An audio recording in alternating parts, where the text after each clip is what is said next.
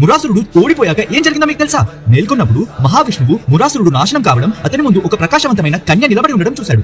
ఆశ్చర్యపోయి విష్ణువు ఈ రాక్షసుడిని నాశనం చేసి నా నిద్ర భంగం కాకుండా ఎవరు రక్షించారు అని అడిగాడు. సంతోషంతో విష్ణువు మీకు ఏ వరం కావాలో కోరుకోండి, అది తప్పక నెరవేరుస్తాను అని చెప్పారు. అప్పుడు ఆ కన్య నేను మీ శరీరం నుండి ఉద్భవించి 3 లోకాలను రక్షించడానికి జన్మించిన మీ మహాశక్తిని అని వరం కోరసాగింది. తన పుట్టినరోజు పాపాలను నాశనం చేయడానికి అత్యంత శక్తివంతమైనదిగా మారాలని ఈ రోజున ఉపవాసం ఉండి ప్రార్థించేవారు పుణ్యం, సంపద, మోక్షం మరియు వైకుంఠాన్ని పొందాలని ఆమె కోరుకుంది. విష్ణువు ఆమె కోరికను మన్నించి నీవు మార్గశిర మాసంలో 11వ రోజున జన్మించినందున నిన్ను ఏకాదశి అని పిలుస్తారు అని ప్రకటించారు. ఈ రోజు భక్తులు ఉపవాసం ఉండి ధాన్యాలు తినకుండా ఉంటూ స్వీయ క్రమశిక్షణ పాటించడం ద్వారా ఏకాదశిని పాటిస్తారు. ఏకాదశి ఉపవాసం ఆధునిక శాస్త్రంతో అనుగుణంగా ఉంటుంది. నిర్విషీకరణ, జీవక్రియ పునరుద్ధరణ మరియు మానసిక స్పష్టత మరియు రోగనిరోధక శక్తిని సమర్థిస్తుంది. విష్ణువు అంతర్యామి, అంతర్గతంగా నివసించే ఆత్మ. శరీరం మరియు మనస్సు మాయను జయించినప్పుడు అతను స్పష్టంగా మారుతాడు. ఇలా ఏకాదశి వైకుంఠానికి దారి చూపుతుంది. తిరుమల వైకుంఠ ఏకాదశి ఆచారాలను అన్వేషించడానికి మా ఛానల్ కి సబ్స్క్రైబ్ చేసుకోండి.